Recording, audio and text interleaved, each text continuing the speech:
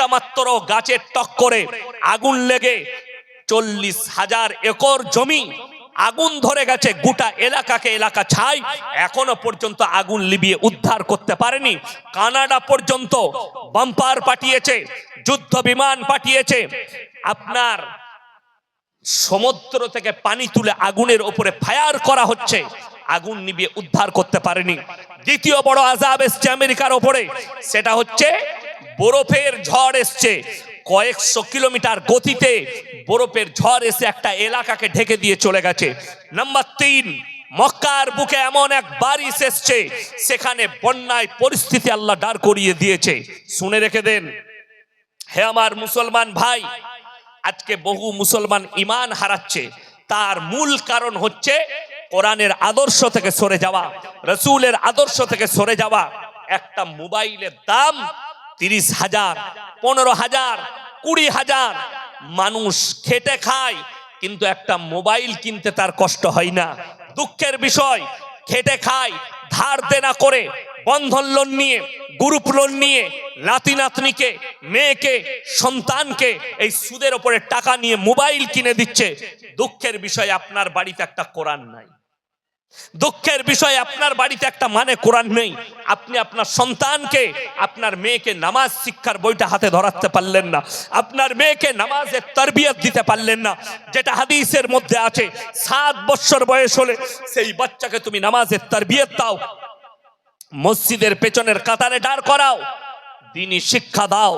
আজকে সরে গেছে, ওই জায়গা থেকে সরে গিয়ে আপনার কাছে যেটা এসছে সেটা হচ্ছে দুনিয়াদারি। আর এই দুনিয়াদারির কারণে বেঈমান কাফেরদের পাপগুলো আপনি অ্যাকসেপ্ট করছেন।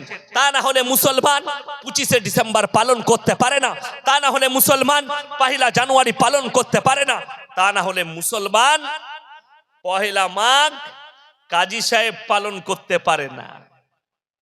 বহু জায়গায়, নদিয়ায়, মুর্শিদাবাদে, আমার বর্তমানে বাঁকুড়া, পুরুলিয়ায় কাজী সাহেবের ওরস, এই দিনে ফিস্টি করে খায়। 1 মাঘ হারাম, শরীয়ত সম্মত, ইসলামী শরীয়তে মেলা বসানো হারাম। এই জায়গা থেকে আপনি যখন সরে গেছেন, আপনার কাছে বিপদ এসছে। রাসূল সাল্লাল্লাহু আলাইহি সাল্লামকে আল্লাহ বললেন, হে আমার নবী শোনো, পৃথিবীর মানুষকে জানিয়ে দাও, তোমার উম্মতিকে যেদিনে দেখতে পাবে মুসলমান দিন থেকে সরে যাবে, কোরআনের আদর্শ থেকে সরে যাবে, আল্লাহ রাসূলের আদর্শ থেকে সরে যাবে, আমি তাদের কাছে জালিম আর অত্যাচারী বাদশা পাঠিয়ে আমি আল্লাহ বদলা নেব। আপনি কি ভাবছেন? ওই জন্য আমি একটা জলসায় বলেছি, মোদিজি হচ্ছে আল্লাহর রহমত মুসলমানদের জন্য। তোমরা কোরআন থেকে সরে যাচ্ছ, আল্লাহর আদর্শ থেকে সরে যাচ্ছ। আর যদি তোমার বিশ্বাস হয়, তাহলে আল্লাহর কসম করে বলছি, এই মোদিজি শুধু নয়, গোটা পৃথিবীর যতগুলো বেঈমান কাফের দেশ আছে, তাদের পরমাণু শক্তি যদি একদিকে দাঁড়িয়ে যায়, আর মুসলমান যদি কালমার উপরে টিকে থাকে, আল্লাহর কসম করে বলছি, কোরআনের একটা জের জবরকে মিটাবার ক্ষমতা পৃথিবীর কোনো শক্তির নেই। জোরে বলুন সুবহানাল্লাহ। তারা কি করে পারতে পারে? শুনে রেখে দেন, সালমান প্রিন্সের মতো হারামের আওলাদ গানের কনসার্টে মজে গেছে। আপনি নিজেকে মুমিন বলে দাবি করছেন কোন হিসাবে? নামাজ 5 ওয়াক্তের পড়া ফরজ না ফরজ নয়? তাড়াতাড়ি বলুন। ফরজ। ইমানদারির সঙ্গে বলুন। এই গোটা মহেশনগর গ্রামের যদি সমীক্ষা করি আমি, শুধু এলাকা থানা ছেড়ে দেন, আমার মনে হয় 100টার মধ্যে 80টা বেনামাজি। ঠিক বললাম না ভুল বললাম? 80টা বেনামাজি। অথচ আপনি বুক ফুলিয়ে চায়ের দোকানে বলছেন আমি মুসলমান। আপনার বিবি নামাজ পড়ে না, আপনার সন্তান নামাজ পড়ে না, আপনি নিজে নামাজি নন। খালি গরুর মাংস কিনে খান জলসার দিনে, আর বছরে একটা জলসা দিবেন, বাস আপনার কাজ শেষ। না, আল্লাহ রসুল বললেন, যার নামাজ নেই তার মধ্যে ইসলাম নেই। যারা মনে করছেন নামাজ কেন পড়বো, আল্লাহর কসম করে বলছে, আল্লাহ ওয়াদা করেছেন নামাজ এত মারাত্মক একটা হাতিয়ার, ইন্না সলাতা তানহা আনিল ফাহশাই ওয়াল মুনকার। নিশ্চয় নামাজ এমন ইবাদত, মানুষ যখন নামাজ পড়তে লাগে, সঙ্গে সঙ্গে নামাজ তাদেরকে অশ্লীল কাজ থেকে সরিয়ে ভালো কাজের দিকে নিয়ে আসে। জোরে বলুন সুবহানাল্লাহ। অথচ আপনি নামাজ পড়েন না, অথচ আপনার মধ্যে নামাজ নেই, আপনার মধ্যে রোজা নেই। আপনি ভেবে দেখুন, আল্লাহ রাসূল সাল্লাল্লাহু আলাইহি সাল্লাম হাদিস বর্ণনা করলেন, যারা 5 ওয়াক্তের নামাজি হবে আল্লাহ মৃত্যুকাল পর্যন্ত তাদের রুজিতে কোনোদিন কমি দিবেন না। আল্লাহ রাসূল হাদিস বর্ণনা করলেন, যারা আল্লাহর রাস্তায় দ্বীনের পথে থাকবে আল্লাহ মৃত্যুকাল পর্যন্ত তাদেরকে ইজ্জতের রুজি দান করবেন। জোরে বলুন সুবহানাল্লাহ। ইজ্জতের রুজি আলাদা, খাবার আলাদা, ঠিক কিনা কথা বলে? খাবার আপনি হোটেলেও কিনে খেতে পারেন, পারেন না? পারেন না, বিসমিল্লাহ।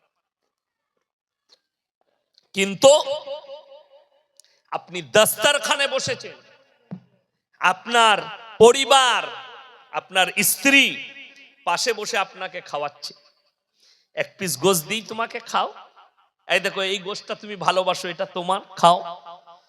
এক পিস আলু দিই, এই রুজিটা হচ্ছে ইজ্জতের রুজি। যারা মনে করছেন যাদের কাছে কোটি টাকা আছে তারাই হচ্ছে সব থেকে সুখী, কলকাতায় গিয়ে দেখো রাত 2টোয় মদ খেয়ে বাড়ি ঢুকে বউ শুয়ে আছে কুকুরের সাথে, আর এরকম সোফা আছে ঘরে, আন্ডার প্যান্ট পরে পড়ে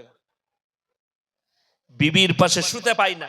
আর তুমি বেথুয়াতে গিয়ে সবজি বিক্রি করো, আলু বিক্রি করো, রাতের বেলায় এলেন 500 টাকা রোজগার হয়েছে, বিবি ডাল আর আলু সানা করে রেখেছে, 2টো ডিম ভাজি করলো, এক দস্তরখানে এশার নামাজ পড়ে বিবির সঙ্গে খেলেন একসাথে বসে, বিবি ছেলেকে নিয়ে ফজর পর্যন্ত বিবির গলায় হাত রেখে ঘুমাতে পেরেছেন, সিজদায় পড়ে আল্লাহর কাছে কেঁদে বলুন, আল্লাহ তোমার শুকর আদায় করে শেষ করতে পারবো না, আমার থেকে সুখী কেউ নাই। জোরে বলুন সুবহানাল্লাহ। কোটি টাকা আছে, বিবির পাশে শুতে পাই না, তারা কখনো সুখী হতে পারে? 100 কোটির মালিক, কিন্তু বউ শয় কুকুরের সাথে, জিনা করে কুকুরের সাথে, আর আল্লাহর কৃপায় হালাল বিবির সঙ্গে জড়িয়ে ঘুমাতে পান। আল্লাহর শুকর আদায় করুন।